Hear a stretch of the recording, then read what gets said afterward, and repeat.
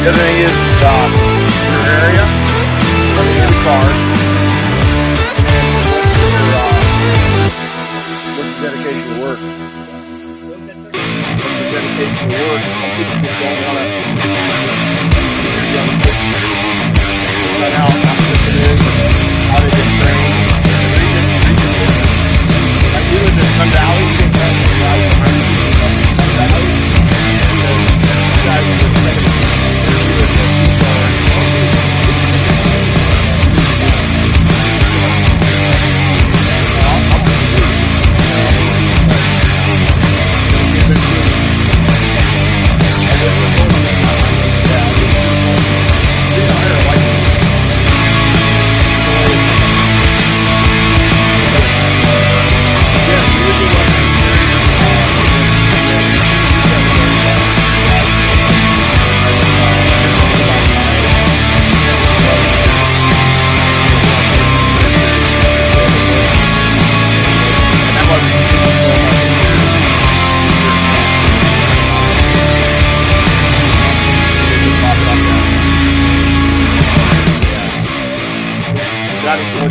you're doing what you love, right?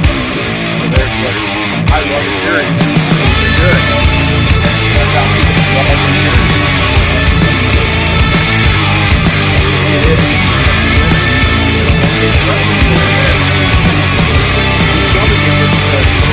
You try to get more action. You got this one. They like you.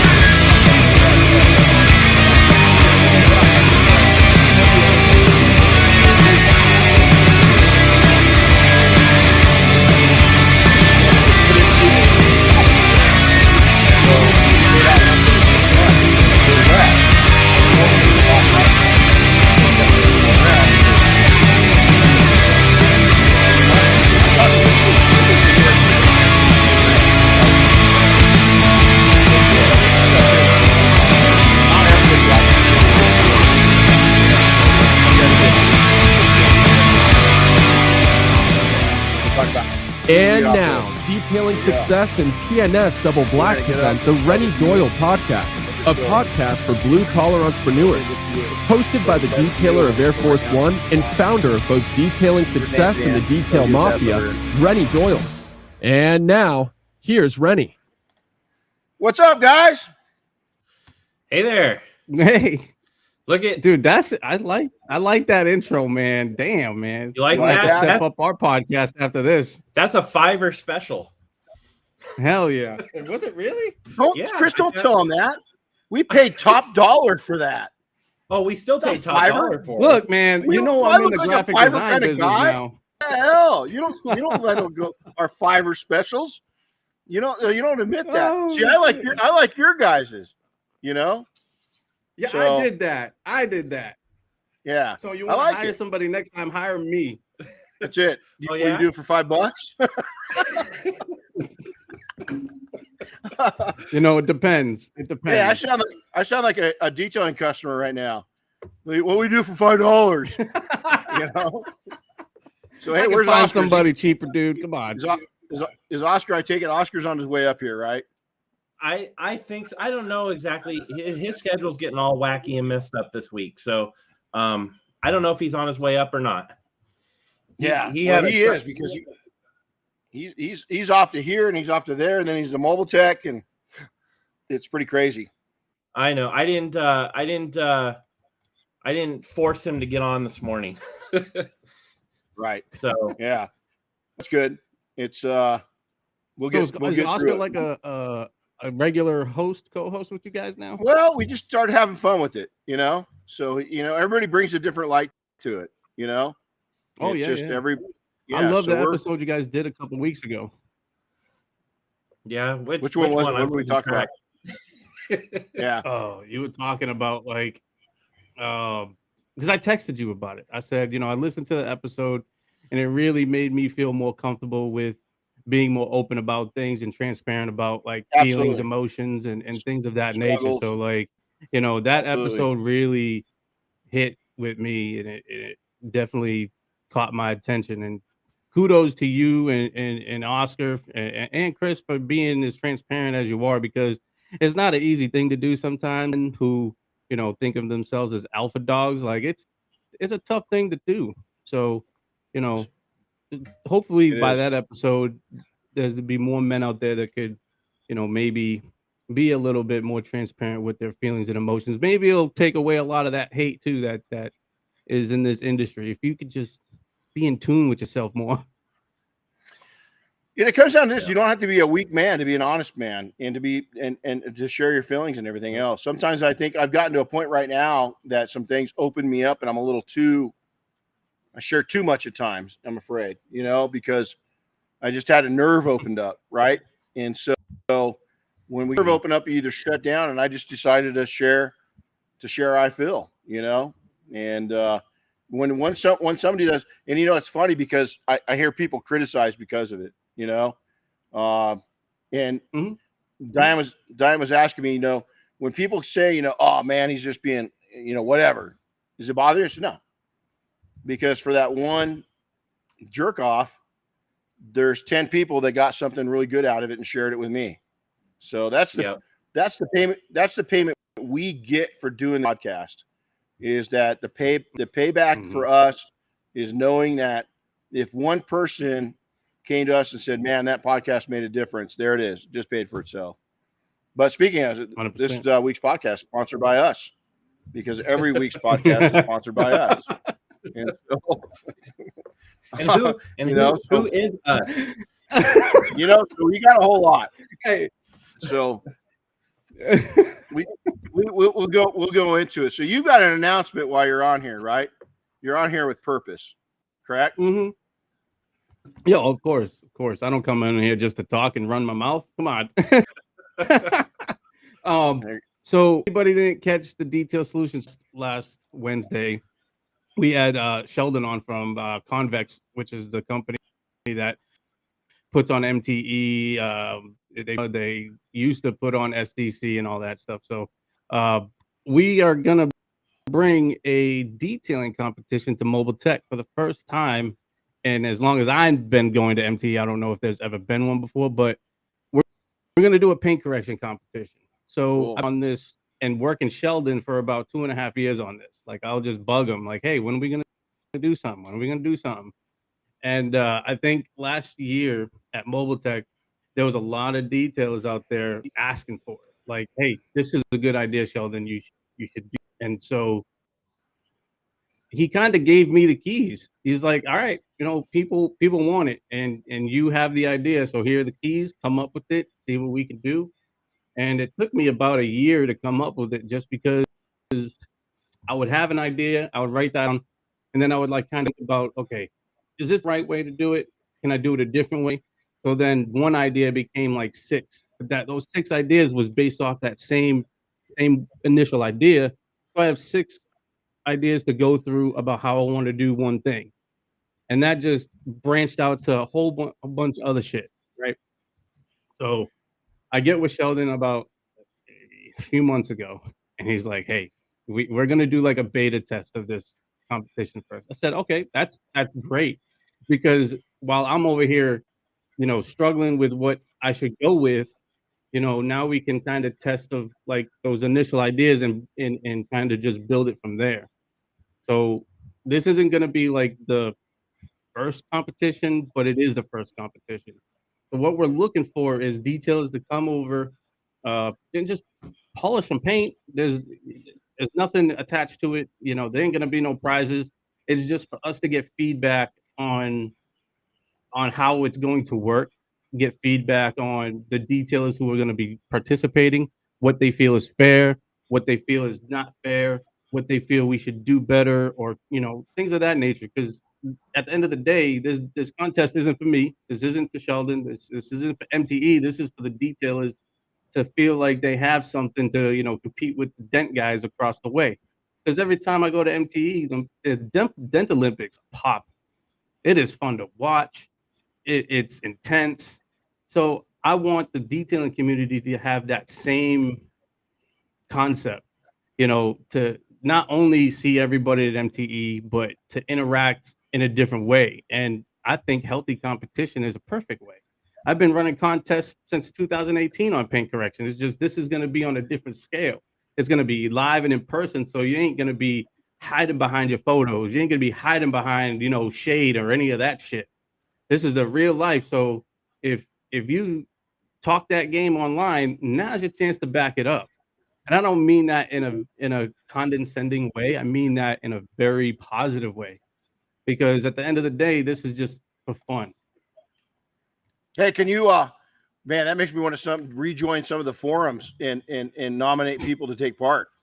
I'd have a long list. So check this out. We try. We just got cut off. There it is. You're good. We tried 14 years ago. We went to Kevin Halewood with the same idea, but you know what? Kevin Halewood's first question to me was, do you think that you can keep people from getting in a brawl?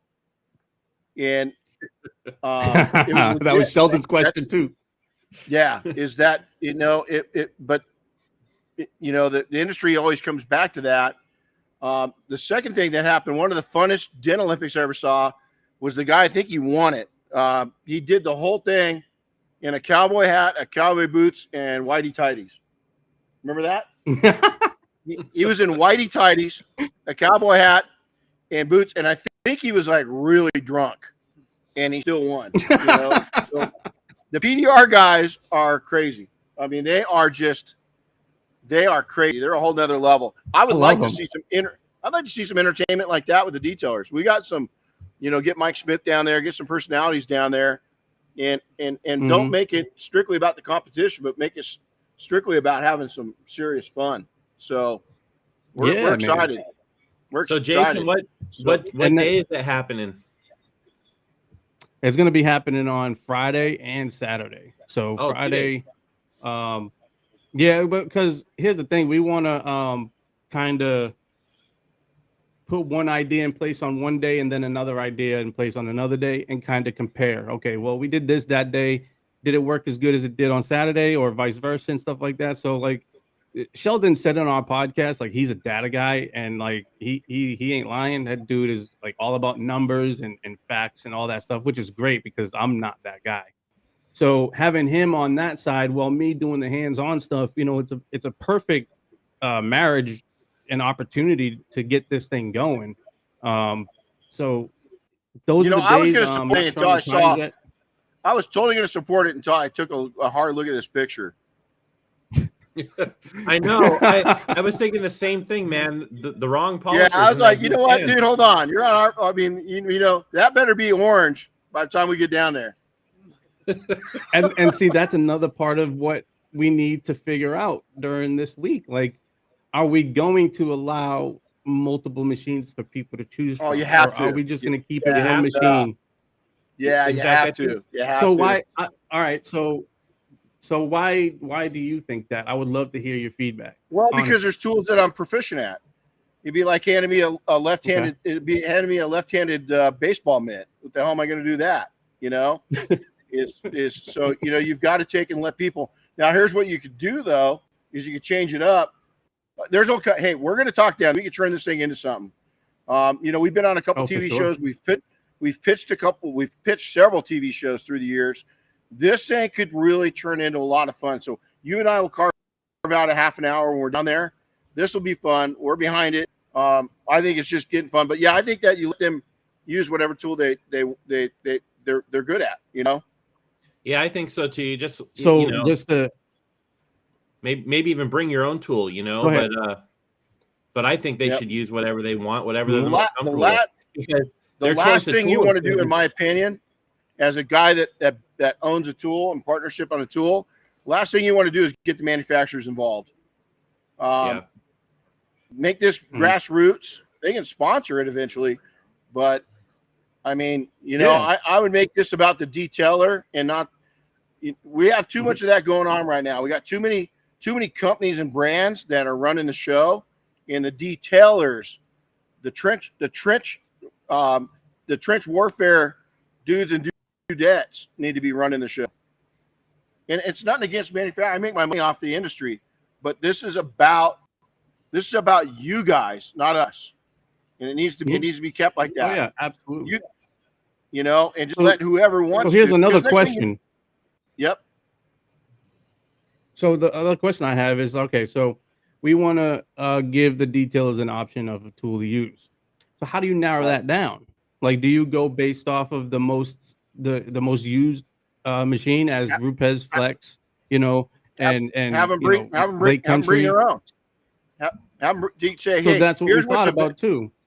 Here's what's available to you, but you can bring your own. There you go. Right. So we thought about giving the option for details to bring their own machine, and I'm all for that. Like, I really that's probably my top option is to, hey, bring your own tool. That way it eliminates any kind of complaint or excuse at the end of the day, because let's face it, we will face those challenges of people complaining and making excuses, which is fine. So when you travel, I've never traveled with a machine before. I don't know how easy it is or how hard it is. So that's another thing I got to look at too. Okay, so you got to check it in. So you got to pay extra. Oh, come on. Okay. If you're going to Mobile Tech, you can have that. Yeah. So if you want to bring your machine, you can. I think that's going to be an option in the future. Absolutely. Well, here's the other thing. If you're a badass, if you're entering a competition, that's my thing. Is this thing can turn in? It's not just about quality; it's about making money per hour. So you got to time this thing, because anybody can make a car look good in 5 days. But if you only have 5 hours, then what's your skill set? You see where I'm going? Oh yeah, man, dude, you're on something. It's gonna be time. I'm not going to steal it. I'm not going to rob it. I'm going to feed you some good intel when we're down there. And you could lay this thing out. You could lay this thing out. We're willing to help out with some heavy lifting, right? There's going to be a lot of people in the industry that does. But you could turn this in and bring some good continuity and some fun and some challenges. And, go talk to I'm sure you already have some of the PDR guys that, are involved in it and have been for a long time. Oh yeah, I think constant contact with them. Yeah, so I think that you could take and have a ball with this. There's all kinds of I got to be careful because there's a show that we pitched, and the show that we pitched, they just got a hold of me yesterday again, and this was from 10 years ago, and so it was kind of based off what you're doing. So we'll talk down to Mobile Tech. You can turn this thing into something. Yeah. Oh, I mean, fun. I've had two and a half years to kind of build this thing. So I'm very confident in the questions that I have for myself, the questions I have for detailers, and I feel confident in what I've created thus far. You mentioned time. Time is going to be one of the biggest factors in this competition. Just got to narrow down how much time we're going to give you. Is it going to be 2 minutes? Because they're not going to be big sections, just to give a little peek into what it is. So I got 4 Land Rover hoods. They're massive. I tried to get the hoods as flat as I could. That way there's not a lot of curvature in them or indentations. So these hoods are big, flat, and black. Okay. They're going to be marred up with 1500 grit across the whole thing. I'm going to split those hoods into 4. So you have a 4x4 section to work on. So we're going to narrow down the time on that section. Do you need 2 minutes on that section? Do you need 3, 4, 5? I don't think you're going to need more than 5.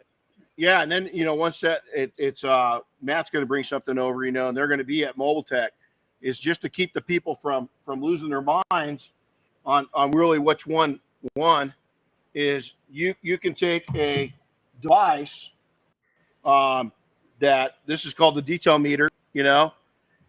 Science doesn't lie. There's some other things into it.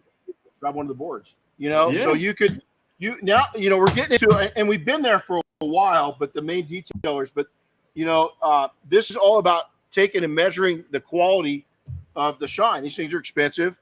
Average Joes aren't going to get one, but, there's a lot of people that call themselves, pros and not average and everything else, this will be true serum. And then you look at the reflection boards. Where'd Matt go? Hey, there's one right here, bud. And so Jason, not to railroad you, but this thing could go so. You can tell I'm so glad that you're doing this.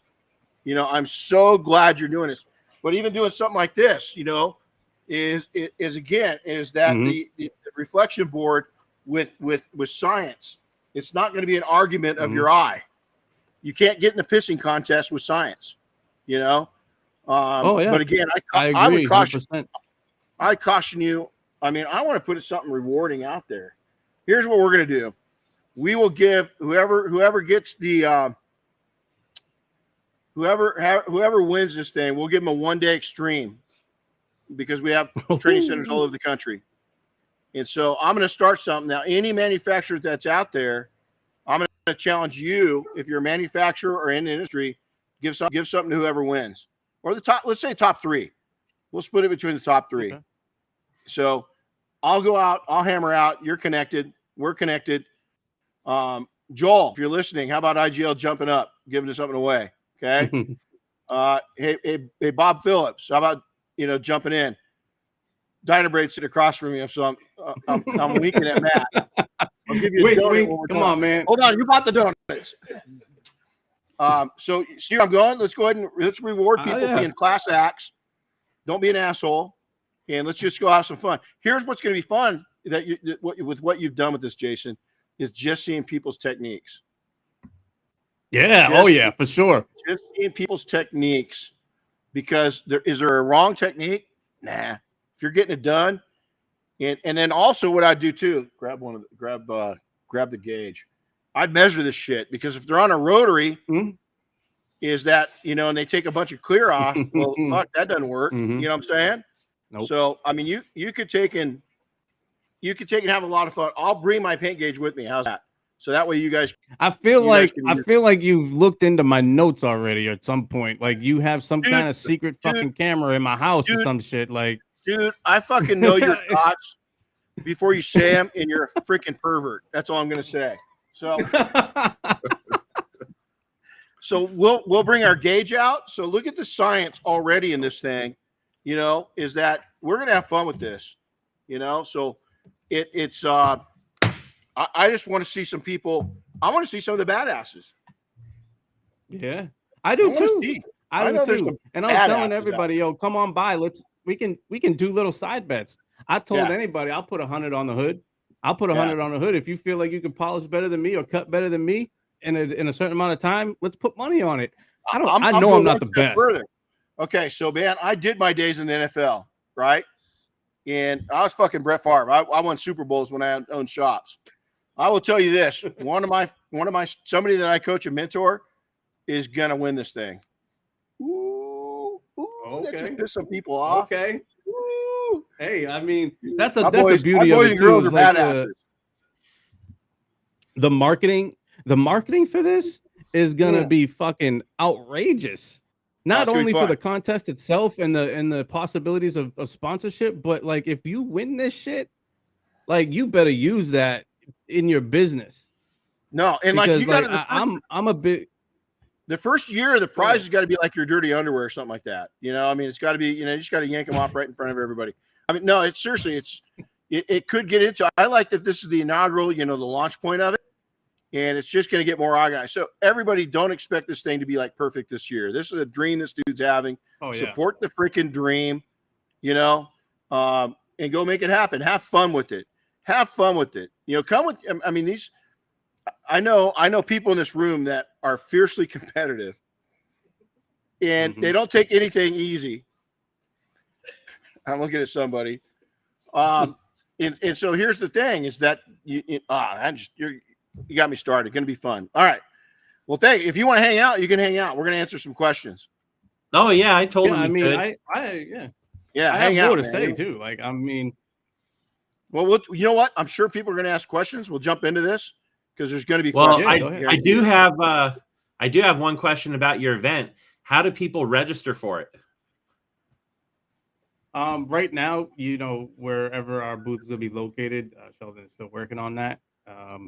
just come on by and just say, hey, I want to participate. You want us, but going forward, like it would be just like the Dental Olympics.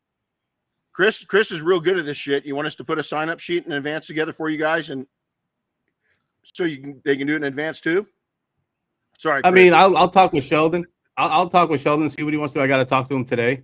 So once we figure that out, I'll get with Chris and be like, hey, what do you want to do? Let's do it. Yeah, I'll help you guys out any way I can.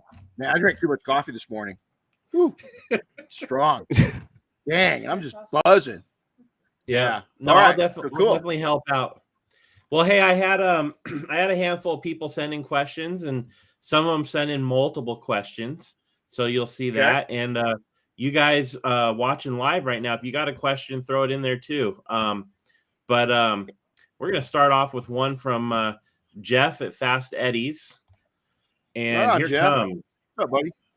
Jeff said, if I was looking to offer 1 or 2 additional services to complement paint correction and coatings, what would you recommend? PPF. Yeah, that's the big one. Yep. Yeah, PPF, window film, rock chip repair, glass repair. We're starting a new event called Make More Money that we're going to start out here in Southern California, and we'll take it to a couple different locations. We'll be back in New York in fall, so we'll be on the East Coast in Buffalo, New York. We'll host it there one day, but start out with what your budget is. So the PPF is an easy answer, but it also takes time to learn, and you're going to burn through $10,000 to $20,000 of film to get decent. Window tinting, same thing. A little more challenging to learn. You're going to burn through some film to get good. The things that are out there is almost every market in the country, it's broken windshields are a real thing. So we went to have a windshield fixed not too long ago, and we had a hell of a time finding somebody.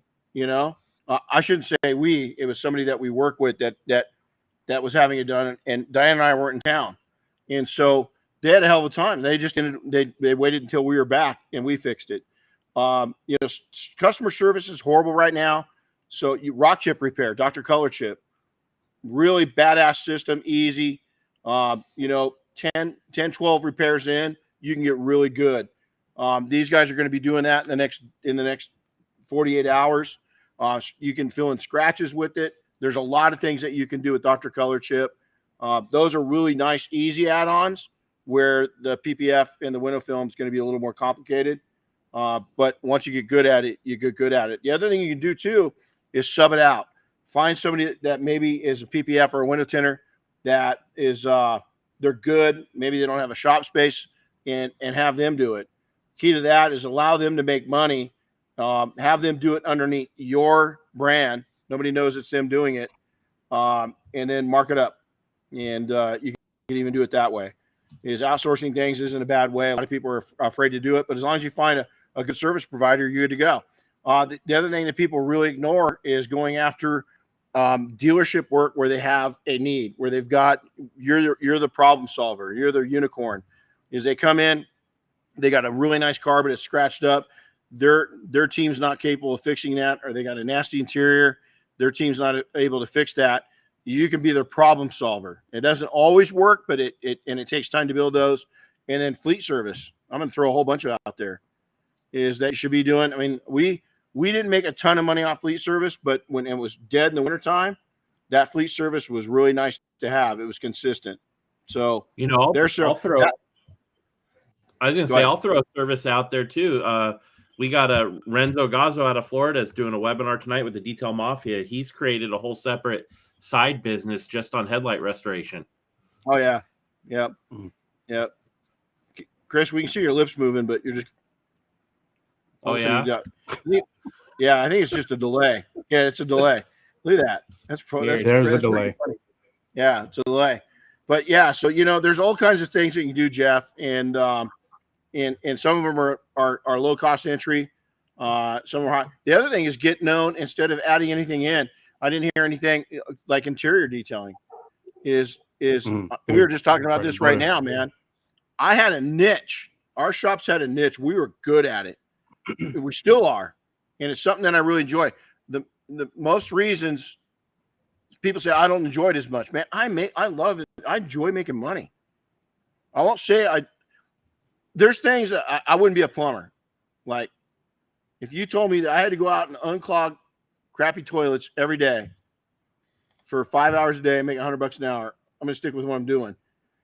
If you told me I could go out and make $300 an hour unclogging toilets, man, I'm gonna be the best clogger on toilet person that you got, because that's 5 hours a day. That kind of money that's a lifestyle that takes. It's kind of shitty, huh?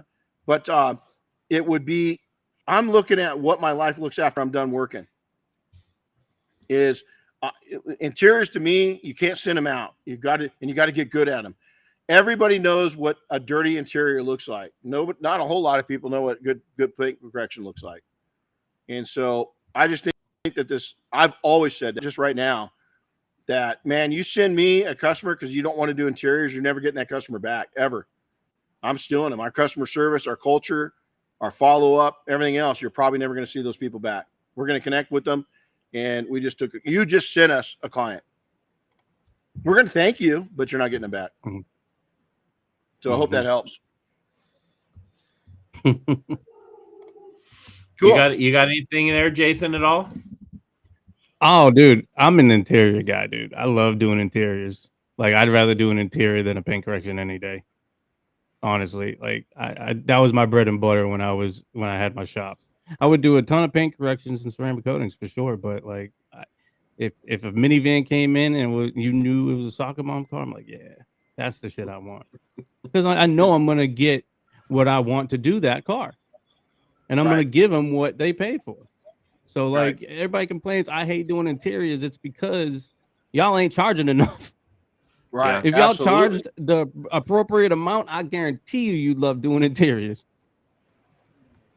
Listen, if you get a cult following on interiors, I had much more. I mean, even on aircraft, on private jets, we have people fly their jets in just for us to do the interior of the jet. They'd fly it from Salt City, where there's another detailer, all the way to Sun Valley, Idaho, just to have us work on their interiors because we were so good at it. We made it look right. It was dry. It smelled right. The culture, we had nice little leave behinds. They said they could tell a total difference from any other service provider in the country or even the world, because these jets are going all over the place, you know? And so we learned to love it.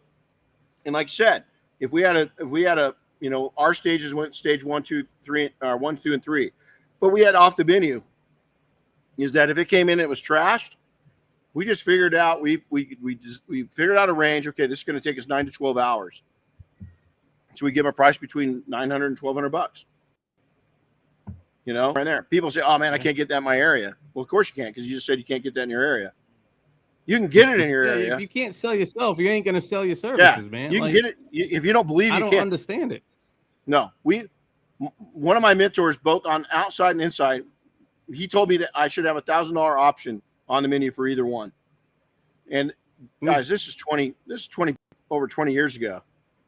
$1,000, and this was before coatings were around. Is $1,000 exterior, $1,000 interior? Are you kidding me? We did more $1,000 interiors than we did exteriors, because people would trash them and then want them fixed up. And so it's there. You just got to get known for it. You got to build up a reputation for it, and you got to niche it, and you got to sell it right, and you got to be confident. Yeah. That's all you need. There you go. That's all you need to succeed. There you go. Like, it ain't hard. Like everybody likes to fucking claim it to be. You just make it hard. Yep. Barry wrote in real quick. He said, the gentleman that taught me how to detail years ago always said the outside brings them in, the inside keeps them coming back. Absolutely. Amen, Barry. Amen. That we say make that exact thing, and sometimes the opposite too. You know, they don't have any interest in the outside; they just want the inside done. But when they see how clean a coated car stays longer and how easy it is to maintain, is all of a sudden now they're addicted to both. So great point. Great point. Here's a fun one before we get into another serious one. Alex Russell asked for both of you, what is your death row last meal? Oh, damn. God damn. Well, one of them I can't say, Come on. The other one would be Why? What is it? I'm gonna go fucking cow dick. No. Ask Diane when you see her next week. So I'm going to give you two. I'm going to give you a sentimental one. It would be one of my grandma and great grandma's recipes. So probably what these guys are going to experience Friday is probably my great grandmother's lasagna, or my great grandmother's mom's or Diane's roast, and they just make a killer roast, right? If the jailhouse didn't have that, and I had to have something store bought, it'd be sushi. I love sushi. Cool. Well, good answers. If my last meal, I mean, if you're from an Italian family like Renny and myself, you always go with grandma's food, right? Oh, yeah. I gotta get my grandmother's lasagna. Like that shit is just banging. But if it wasn't that, man, just give me hot dogs and pizzas. That's all. That's Hey, when you're in Big Bear, you got to go to, if you like hot dogs, Murray's. We were just talking about Murray's a little while ago. Man, they got a killer hot dog. I mean, I've only eaten a hot dog twice there, but man, they got a good hot dog. There's hot dogs, and then there's It's got to be all beef. Man, is, and that sucker, woo! It's it's a meal. Yeah. A sandwich is a sandwich, but never mind. A sandwich is a sandwich, but a manwich is a meal. Yeah. Man. All right. Serious question now. Don't forget, guys. What manwich, man? You fucking the canned stuff. Jeez, get your mind out of it. Yeah. Well, woman, what do they teach you in Mormon church? I don't know. I haven't been in a while. Jason, we got him so tongue twisted he didn't know what to do. Yeah, I know.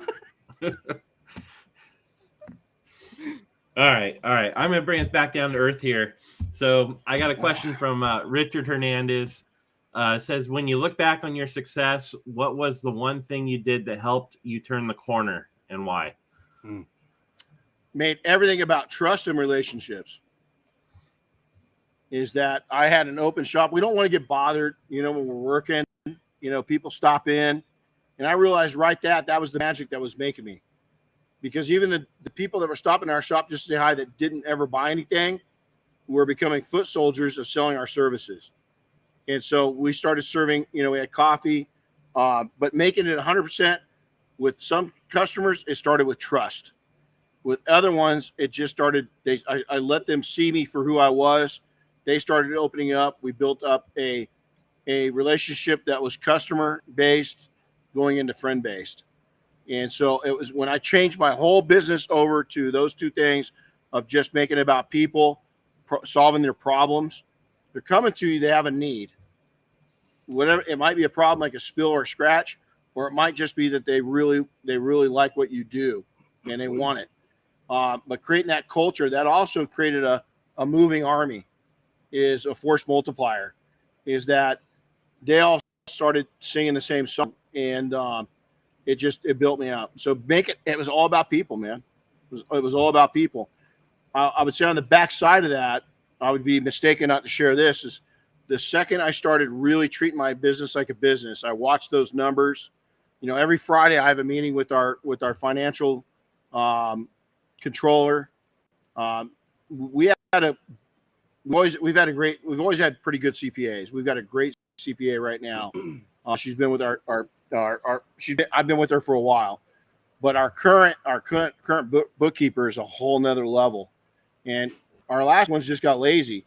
And we went to an event, and Tom Shea, a good friend of ours, he's big at SEMA. He advised us. He came and spoke with the Mafia 10 years ago. And he goes, you got to change up your financial team about every 5 years, because they start getting lazy. They don't see your needs anymore. They just want to file, get it done.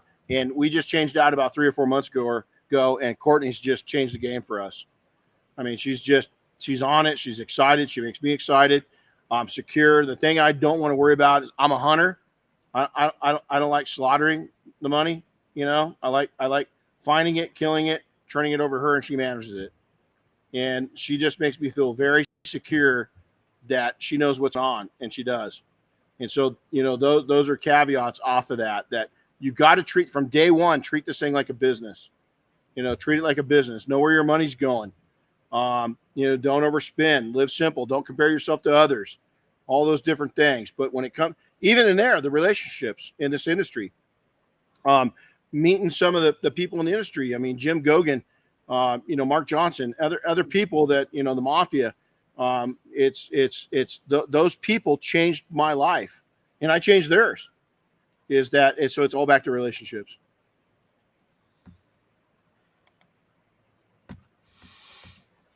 I would say I humbled myself and got out of my own way. And a lot of getting out of my own way is what Renny already, described.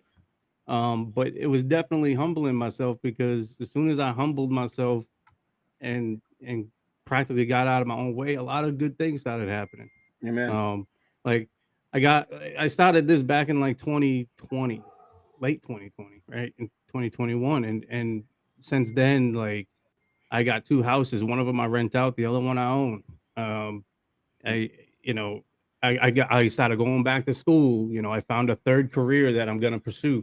And I'm starting to build better relationships with better people. So that is, if I could just sum it up, is just, humble yourself, but also get out of your own way by what Renny was saying. Like, build the relationships, treat yourself better. Treat yourself better, really.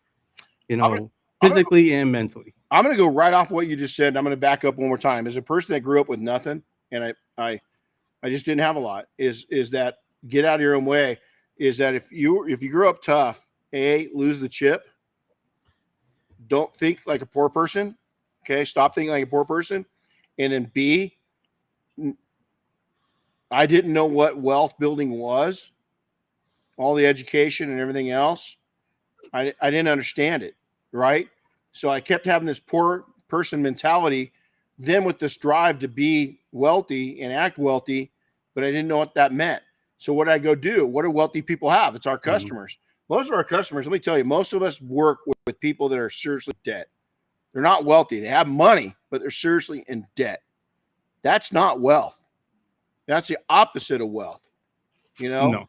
And so I started gravitating towards the people that had their shit paid off, lived maybe even modestly. They still had a Porsche. They still had things, but they are living a good life and not working a lot.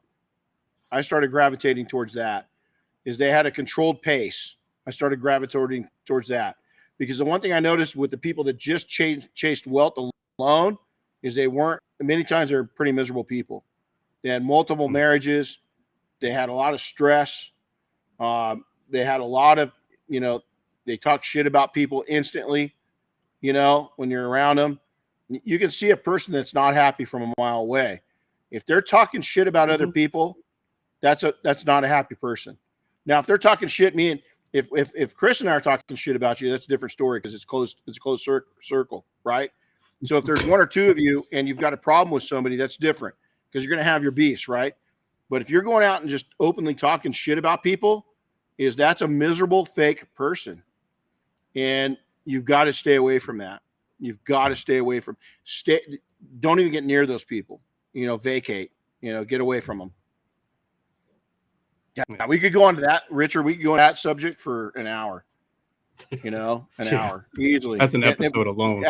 Actually, it is, is that, the other thing is that, Richard, I'll go on to this again, getting connected, supporting your volunteering, man, in your community. Don't give money away. Go volunteer. Find something that really needs to be done in your community. It might be roadside cleanup. It might be that you're coaching baseball. Maybe you're umpiring soccer. I don't know. But find a need, that you can fulfill that need. And it's really, really fulfilling, to do that. The other thing that happens when people that are volunteer for things, many times they're successful people. And that's going to give you a whole new set of audience of potential clients. So, I mean, there's a Chris, we got to put that down in notes. We got to do a thing. Is that I got it. the one thing? Yeah, that's huge. So, Richard, great question. Here's one that just came in the chat. Where'd it go? There it is. Here it comes. Anthony Carrera asks, at what point in your business did you maintain consistency and continue to grow? So I'm guessing about, how long, how far in. Yep. Listen, we're just coming out of a fake period. COVID was fake. Everything around since 2019 was I hate to say it, was easy. Now we're getting back into a time of self-correction. Now we're starting to see the realities of what the world really is. Okay. And I'm not talking about detailing alone. Restaurants, some of them suffered. The restaurants we know up here, they went crazy. They blew up. Most businesses I know of went crazy. So in the real world of normalcy, is I always tell people this, is that your freshman year in business is going to end about year 5 to 7. Is that when you get to year 5 or 7 and you're staying really consistent at that time frame, you're good to go. Year 5 to 7 is from watching hundreds of businesses starting business of my own. You should be on pretty solid ground by then, and you're going to know where you're going. By year 10 is you got it together, but it's still a struggle. You can't back off the accelerator. You can't ever put the brakes on. You can cruise at times, but I would say that stability comes now. Some it's sooner, right? And we are in a changed detailing industry because detailing is the wrench of our fathers.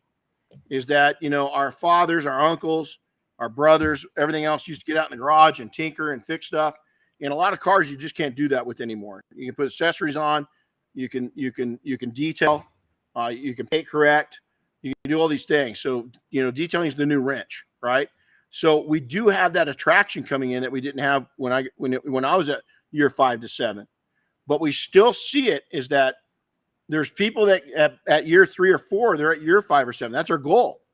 Is there are people hitting it, but how are they falling? Behind us, Eric showed us. I'll switch it over here in a second. Is that there's a board back there, and Eric did a group of 5-star customer service. He did a thing. If you're dedicated and you're doing everything by the book and doing it right and getting connected, that 5 to 7 can be greatly reduced. But you're still in the vulnerable stages because you just don't have enough depth yet. And so you've still got to be plugging away. Does that mean overwork? No. Honestly, if you overwork, especially in the blue collar trade, if you overwork in those first 7 years, you're going to be a mess by the time you get 15 years in. You might say, I'll worry about that then. No, worry about that now. And your body's going to be beat up. Your mind's going to be beat up. Is that you're not a superhuman, man. I work with someone, yeah, I want to go into that. I was going to go down a path that will just take us down a rabbit hole. My point to this is I haven't seen it. The difference between, a 33-year-old Renny and a 57-year-old Renny is that 33-year-old Renny didn't have that extra 20 plus years of life experience. He couldn't see things. Now I do. So the difference between me and somebody that's saying, it's bullshit, maybe it is. Maybe your parents. I didn't have a helping hand. I had people that helped me, but financially, that just didn't happen. It just didn't happen. And so maybe you've got that boost, and good for you if you do, right? Just make sure you do the positive, right things with it. Got anything to add there, Jason? I wasn't in business long enough for myself to know what consistency looked like. So yeah. I don't have a comment on that. I will say, based off what Renny said, I did beat myself up by working late nights. And I think, that along with other factors contributed to me, not detailing anymore. So, don't overwork yourself. But I got nothing really to add to the consistency. How can a pack, overseas in the Army, war on you too, right? Oh, that too. I mean, like I said, there's other factors that played into So that. But those hardships, though, I always tell people this too, is those hardships also learn to pace yourself. I would say the biggest problem that young entrepreneurs have right now is not pacing themselves. They're looking at this thing like it's a 50 or 100-yard dash and not not a 26.5 mile marathon. And so, what inning of your life are you in? The average, if you look at a baseball game, we're talking to these guys about this. I'm in the top of the sixth inning in my life right now. Is that, if you take, there's 0.3 years in each inning, of life. So if you look at that, what inning are you in? Because I'll tell you what, right now, if you just burn, most people are going to take, and how old are they when they really start up? Is they're, somewhere between 18 and 28. So they're going to be in the second or third inning when they start into business. And if you take in the second, third inning and you just freaking burn yourself, how are you going to have anything left for the 6th, 7th, and 8th and 9th? You're not. We see it all the time. These people go in, they run a business, and then they sell or retire, and they're dead. They're dead because they just did what they had to do to survive. And listen, you're going to have to, but you don't have to do that. You can still get to the top of the sixth inning and have gas left in your tank. You can do it. You can do it.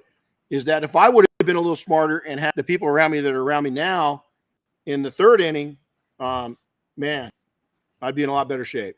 Had somebody told me this exact thing and pushed me to do the right things and not just overwork, my life would be different right now. My financial situation would be different. Wouldn't be worse. I would have done more fun things. I would have done more volunteer things. I wouldn't have stressed my kids out. I wouldn't have stressed my wife out. And most importantly, I wouldn't have stressed me out. Why is that most important? Because you control the tempo for so many other people around you. And if you allow yourself to get all hunked up, you're going to hunk up people around you. And so you better prepare for the innings. Here's a good one that ties into how many innings you can do this for. Henry asked, how big of a strain is buffing or polishing on your back? If you learn right techniques, we're going to teach these guys, man. They're going to do that the next, between now and Friday. I'm real picky about ergonomics. Is you learn, and all the different things I've done as a side thing, is my career in search and rescue on civilian side, military side, is I learned to pack a pack right. Now I'm talking carrying anywhere from my 24-hour pack. I can go out in really bad weather and survive with about 24 to 26 pounds, right? But if we're going out for a multi-day excursion and we're hitting the field and we're rucking, it's going to be over 100 pounds. It's a lot of, you learn real quick on where to pack stuff and how to pack it, where to carry the weight. Is go to a training that is going to, and there's a lot of them. Go to a training where they're going to take and provide you proper ergonomics. We're going to get into that. Matt's here from Dynabrade. We're both real big into that. Protect your hands from vibrations. Your back. I'm 57. I've had bad accidents. I'm doing good. So Henry, it doesn't have to wear on you. You just can't bend down. Is everybody wants to take and do all the top sections and then come down and bend down and do all the lowers at one time. I'm like a typewriter. I'll do a section up top, work my way down, and then I'll work my way back up. And I just keep doing this all the way down the car. So I just go up and then come back up. And I might come down and do a couple sections over and then come back out and tie into that section. And then go a couple sections over and then come down and tie. That way my spine is doing this. I've got proper chairs. I've got proper kneeling equipment. I got proper mats. You could lift a car. We can't have a lift here because of liability. But you could put race ramps in. There's all kinds of ways that you can minimize. The biggest damage you're going to do as a detailer to your body is chemicals on you, is allowing to come in contact with chemicals. That's much more concern than my back. And then your shoulders and your eyes. Yeah. Eye protection's huge. Is you got a beard, making sure, you're not getting that thing wrapped around the axle. But, your shoulders are going to go more than anything. I see more people with shoulder problems because they're overextending when they're polishing. They're going outside of their core. So when I teach detailing, we teach everything inside the shoulder blades, everything right here. And we teach everything between eyes and center soft spot on your sternum. And that way you're not hunched over, and that way your shoulders aren't going out and tweaking on you. These guys are going to see later, though. I've got a scar on my leg from a little thing called cancer, from all the years of exposing myself to chemicals. I protected my breathing, I protect my hands, but I live in shorts. I didn't even think about, and that's why we stopped using acid for the most part. I won't say never, but you wouldn't see me out doing acid without rubber boots, without rubber gloves, and a chemical resistant Tyvek suit and a full face mask. Not going to happen, because that's where that came from. I've got a huge scar on my leg. So Henry, I'm more worried about the chemical exposure than I am the actual and sun exposure, and then the biggest damage that you're going to do on yourself. Everything I've seen horrific what people do to each other. I've seen what weapons do to people, and search and rescue, right? I've seen all these different things, but the biggest thing that beat me up was my own implied stress within business, of worry, of overworking, of not getting enough sleep. That's done more damage to me than anything else.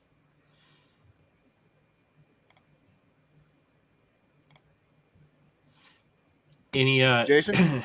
any back issues on your end, Jason?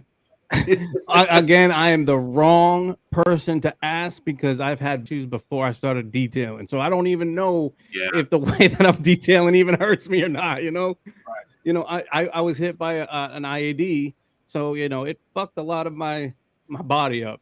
I'm still intact, so that's a very good thing. But on the inside, I could probably be the equivalent to a 70-year-old man. Yeah, my back's jacked up. I do believe that it does. It could put a strain on your back if you're doing it improperly. There's always going to be a better way to position yourself to polish a car. You just got to find it, or learn it from somebody, or use the right chairs. Renny, what kind of chairs you got in that shop? Oh, we got all kinds of them. We'll take some pictures and put them up. I'll go over and put some on Instagram. Yeah. But Shop Rat, invest in a good chair. Yep. Shop Rat's a big one. Chair, whatever it looks like. Yep. Yeah, get good quality, good roller, and just get up, stretch yourself out, work out, train, exercise, It's like cool. It's like when I was in the military. Getting the military issued boots, they suck. They're not comfortable. They just military issue, the government issue. And I said, look, I'm not wearing this shit while I'm overseas. I'm gonna get the most comfortable boot I can find. So, because my feet I need my fucking feet. You need your feet to serve in the military. It's probably one of the most important parts of your body while you're in the military. So I want that to be comfortable. So it's like the same thing. You want to take care of your body when you're polishing and get the right equipment to use that makes that possible. Everybody, I'm the same way. We're out in the field getting ready to send a group to, we're doing OP4, sending a group over to Afghanistan in the rain for the entire time we were out doing war games, right? And I'm a big Rocky boots fan. So I bought really nice Rockies. I've got a summer pair, and then I've got a 4-season pair. And my feet never got wet. Everybody else's feet were soaked. So it's also, to your, Henry, it's the equipment you buy. It's how you treat yourself. It's training. I get out and, I work out. I love pushing heavy weights around. I love to lift, and taking care of yourself, hydration, all those things are going to be important. So good question. Thank you. I see in the comments, I can see the comments too. So Nathan Warren said sun for the mobile guys. That's also a thing you need for the mobile guys. Is very important. Very, very important. Get stuff that will help your skin against the UV rays in the sun, because I know somebody in the industry who has skin cancer from just years of doing detailing in the sun. And I know Nathan does boats too. So like those boat details definitely do, because being on the water sometimes in those docks, the reflection of that UV rays in the sun will kill you even faster. So that was a good point that Nathan brought up. Yep. Absolutely. Well, we're getting close to an hour, but I've got a few more good ones here. Let's take at least one more. Well, let's see. One that Eric sent in yesterday to me. Eric said, how would you suggest going from mobile detailing to a home-based shop? Just do it. Don't get rid of mobile. We always started the same way. My first winter in business is I worked out of the garage. I turned and now it's in vogue. It's like a thing to do, right? It's not not frowned upon to work out of your house. Matter of fact, my house is, 35 yards from my shop door to my home. So I'm right on my property, right? The biggest thing to do is just, figure out what you can get away with. You don't want to push it. Do you need to be pick up and delivery? Can you Uber people over? I tried to do it as low profile as you can. And even now we're low file, right? I don't want to be a burden on anybody. The lesson we learned, I shared this with these guys. Our youngest daughter, Darren, who is 19 now, when she was 4, we had a shop and we had built a home, and on the house we had a garage. And so I decided to detail all of our high-end stuff out of our home-based garage for that 1 year before she went to kindergarten, so I could spend more time with her. One of the best years of my life. I really bonded with her. And when I went back to work to the shop, the first person that came in that I was going back to, I'd done a lot of work for his family. And I told him, yeah, just meet me at the shop. We'll get it in. He goes, well, shop at your house? And I went, no, at our shop. And he goes, well, how come you're not doing it at home? He's like, my daughter went back to school and I'm going to do it. Man, I'd rather have you do it at your house. Nobody else is around my car. I went, So guess what? We kept it at home. The convenience was for me. It was really convenient. I liked it. It's not frowned upon. Is that if you sell it right and you just go with it. I wouldn't advertise it. I don't think you need to advertise it. I think that what you need to do is it needs to look clean. I think it needs to look sharp. You got the Matt Mormon crowd now. That crowd, man, they got $100,000 garages. They're Taj Mahal. That guy's changed, and his group has changed the industry and the perception. And some of these home-based garages and these home-based shops are over the top, man. If you got a little bit of land, we were talking about that earlier. If you can start and build this is a 150 by 100 building. If I do it again, I'm going to make it a little bigger. I'm going to make it taller. I'm going to make it a barndominium, and I'm living upstairs. I'd have this my shop, and I'd live up of it. It's a European way of thinking. How many shopkeepers back in the day, even New York, all across the world, had their shoe shop downstairs in their living quarters upstairs? That was the standard. We went away from it. We need to get back to it, and we're starting to go that direction. So I would just take A, believe in it.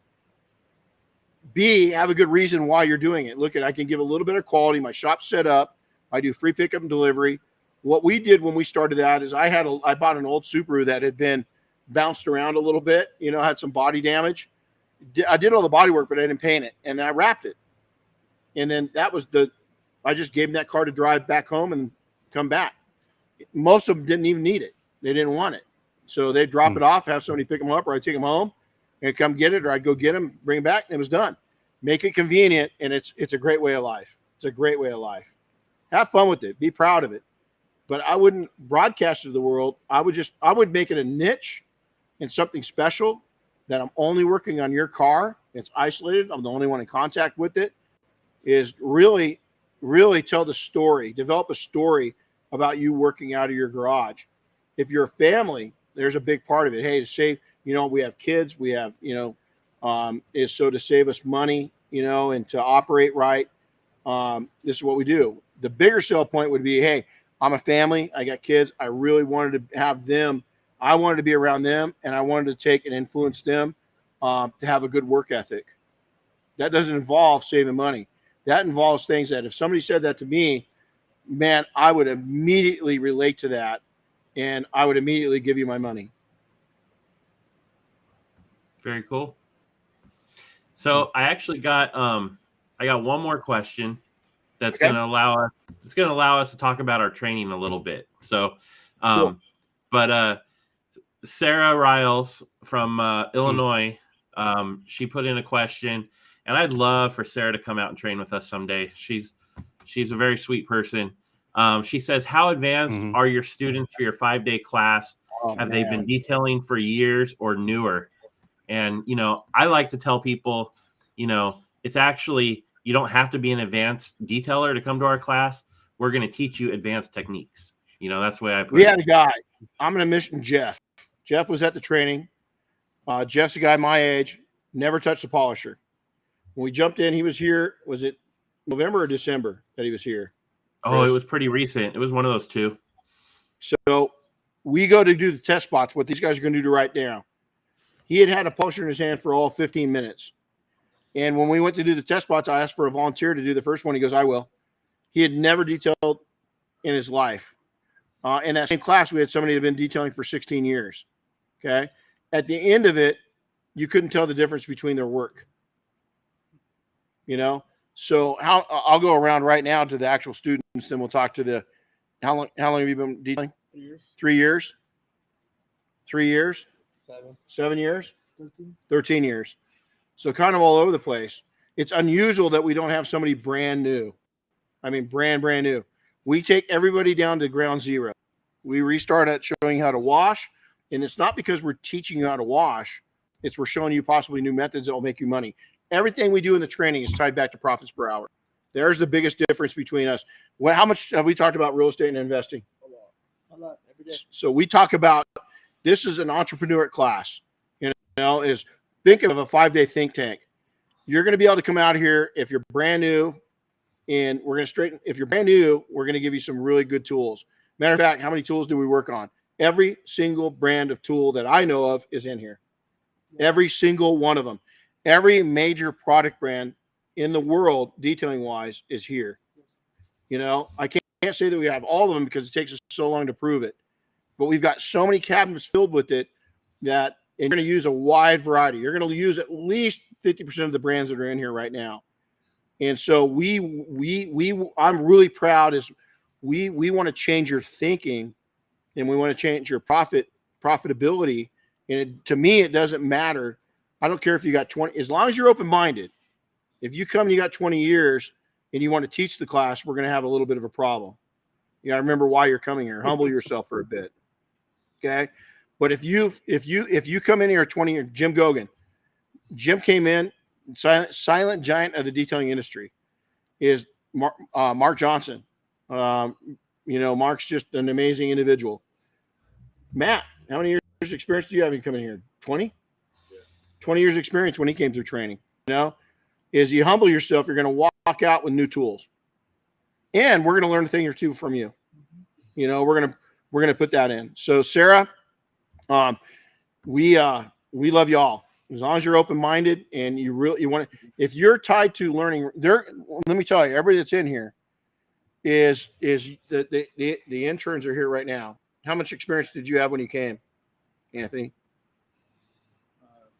I was only detailing for like 6 months. Yeah, 6 months in. A year. And so how much did it change your business? Crazy. Like crazy. He said that. I swear. He can verify it. You know, it's funny. I never polished a car before because I was afraid of messing with the paint. After this training, I was like doing paint corrections and surrounding coatings. Like, I was extremely confident. So had never polished a car before and then jumped into it. So listen, we're just one option. You got a lot of options out there. But the biggest thing I will tell you is that I don't think there's anybody concentrating on profits per hour like we do. Nobody. Is that it's anybody become a good detailer. Very few people become a good detailer that's an entrepreneur. It's how long are you going to make it and how much money you're going to make. It comes down to that. People say, oh, it's not all about the money. It's all about the money. If you're in business, it's all about the money. It's about what you spend, what you make in the lifestyle. How much have I preached lifestyle this week already to you guys? Not even a lot. Is that I know how easy it is to hunk yourself up. It's real easy to get your mind in the wrong spot when you're in business. I don't care what business. Is that we're going to preach that to you. And we're going to try to keep you on the right track. And we didn't complicate it with you. We made it easier for you to go. You know, is we sat there and Eric calls us up, what was that, 3 months ago with the building opportunity? Yeah, he's looking at buying a building, man. We got this co-op, a bunch of us look together to buy buildings, you know, is that's what we're about, you know, is coming in. We're serious.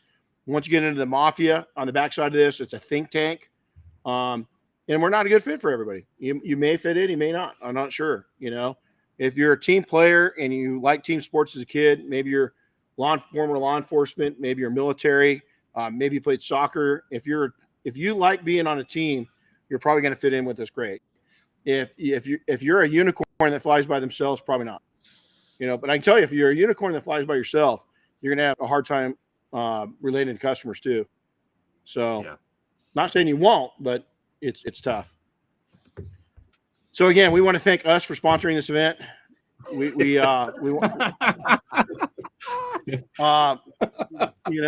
that we want to thank, we do, and all true. We couldn't do it. PNS is right there with us. The entire now, for those that didn't know, PNS has been brought into the ATG family. So it's a big family of brands now. Do what we do because of our affiliation with them, with Dynabraid, and all of our wonderful sponsors. We just got so many people that back us up. So here's the thing: January is obviously sold out. February sold out. One spot left in March, and you're going to see us an uptick in marketing here in the next couple weeks. And so we're lighting a fire underneath us. If you'd like to come and start out, a great way to start out is one of our one-day trainings. We have the training centers across the country. We want you ready to come to us. And, I told these guys the stories. I talked to a young man. I sent him a video a couple weeks ago. He reached back out to me last week. And I found out he's got a baby on the way. He's got all kinds of things. I said, dude, don't start with a 5-day right now. It's winter. You got a baby on the way. The last thing you need to do is spend that much money. I'd love to see you do this, this, and this. And he was blown away. He's like, you just talked me out to spend this money. I said, you're going to come to us. It's just when. And that right now is not the right time. Save your money. You're going to become a daddy. Make sure nice cushion there. We'll still be here after you become a daddy, And he appreciated that. He appreciated that. So I know the struggles. The difference between most of me is that I'm my age. I love being my age. People come up, I've never called an old person an old person. I think it's the most disrespectful thing you can do. If I would have said that in front of my Italian grandma, she would have knocked the freaking skin off my body, I was just taught to be respectful to elders. I really was. Is that I appreciate age. I see, I watched a couple the other day. It turns out I told Diane and I were looking at them and how much admiration they're both in their 70s and how much admiration they had to each other. Turned out married for over 40 years. And this guy, older guy, right? But I told Diane, she goes, what do you think of him? And I said, he's a warrior. Eric, you might relate to this. As I said, he's a warrior. She goes, how can you tell? You'll relate to this. And I said, something in him, there's danger. Sure enough, 125 missions over Vietnam as a fighter pilot. You want to talk about a tough dude, right? That was so gentle. Is that he had paid his dues. We don't want you to pay those dues. I want you to be a much healthier 57-year-old than I am. I'm a pretty healthy 57-year-old, especially I get this little freaking butterfly thing called a thyroid in control. So, yeah.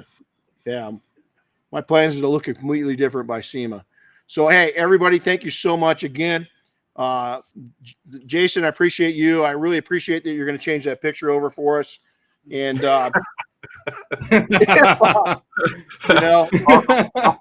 help you out with that, Jason. You know what, man? I'm just going to make a silhouette, man, just to avoid anything. Oh, I've got a silhouette of a Dynabraid polisher. There you go. All right, cool. Send it over, man. Listen, I'm batting at it. We got a ton of Rufus in the house. We got a ton of Flex in the house. We got every tool that you can imagine. Mm-hmm. Pick out the tool you love. It doesn't matter what my favorite is. It matters what your favorite is. But orange is pretty badass. I'm just gonna say that. Yeah, but make sure if you're coming to Mobile Tech, come support the paint correction competition. You don't necessarily got to be in it. Come watch it, cheer the guys on, support it, push it forward. That'd be awesome. And I'm going to tell you, if you're coming to the education side, is not bragging, but everything that I do is towards changing your life financially and workability. What I mean by that is you don't listen. There's times I overwork. You have to. This week's one of them. Fucking love it. Next week too. Usually the week after training is not, especially now, not as crazy. But there's times you're going to have to overwork. You just need to know when to go afterburner and go back into cruise. And so you can't survive. Everything that we do is all the lectures we give is based off of, we're doing a coffee coatings and profits event in Florida. These things will change your perspective on business if you allow it to. You're going to take some gold nuggets out. So come sit in on the talk. I'd love to meet you. Come up and give me a COVID hug when you get down there. We're just going to be a super spreader group while we're in Florida. So we'll just send COVID back to every corner of the fucking country. So come on up, give me a nice big COVID. I ain't getting the shit. I've had it enough. I'm bulletproof on this stuff. You know, my blood's not even red anymore. It's like a different color, you know? So with that, have a great day, guys. Wish these all the best. Connect with us. And again, I just ask that you would share this, make a comment. And if you've enjoyed this, please share it on your feed, because that's how we continue to grow and change lives. All right. We'll see you, Chris. We'll see you tomorrow. Yeah. Jason, stay out of trouble. Hold on. Me, Did you give me a peace sign or Always. something else? Okay, cool. I want to make sure. Oh, I know what I wanted to do real quick. Before we got out of here, I got to see the sweatshirt that Jason's got on. You got to stand up and show us what's on that thing. You son of a bitch.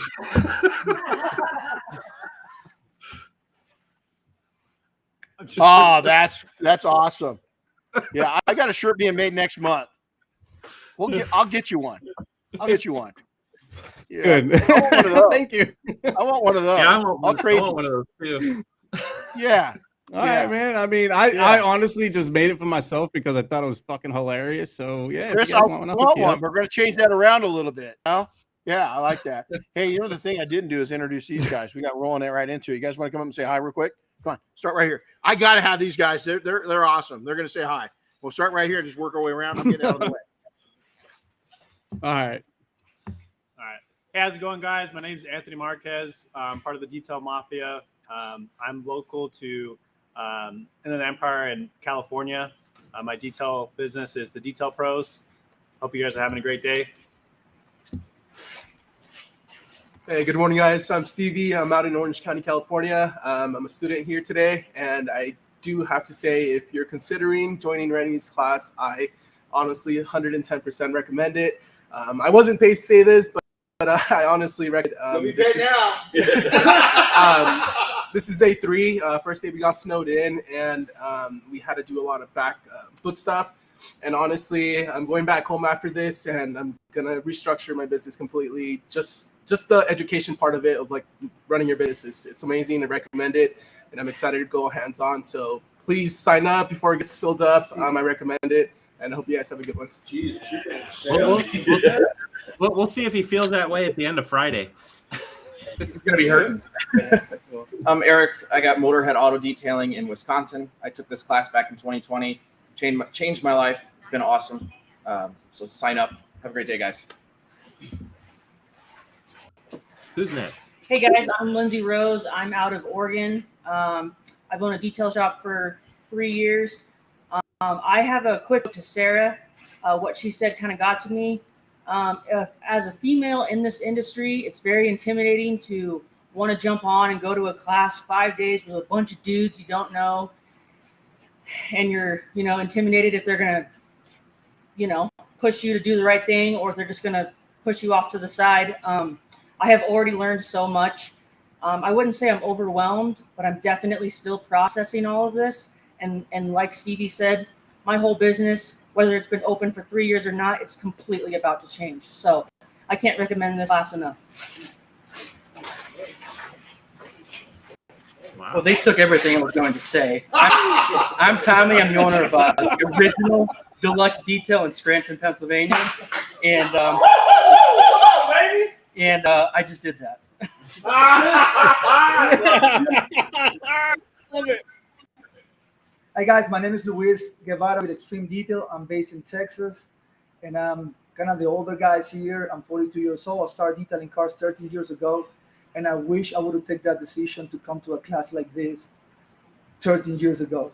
You're gonna get the value of this class is, it's cheap compared to all the knowledge you get. Not just that, the internal. I can wait to be back in town and apply at least. If I apply 25% that I learned in this class, I'm going to be wealthy in the next year or so. This is amazing. I recommend you this so bad. Holy, thank you. Hey, you guys got to train all the future classes. That was awesome. I'm ready. We didn't even ask for that. Hey, thanks, guys. I'm humble. Tell them to remember all that, and I'll get their recorded testimonials. There you go. I like it. All right, guys. Hey, go have a powerful day. Have a powerful week. We'll see you guys at Mobile Tech next week. Like I said, come up and give me a COVID hug, and we'll, you ain't doing anything unless you're spreading the love. So And we'll see you guys later. Tug on Jason's beard too. Oh yeah, well, I'm gonna eat the food out of it again. So, all right, man. We'll see you guys. Adios. Later, man. Later.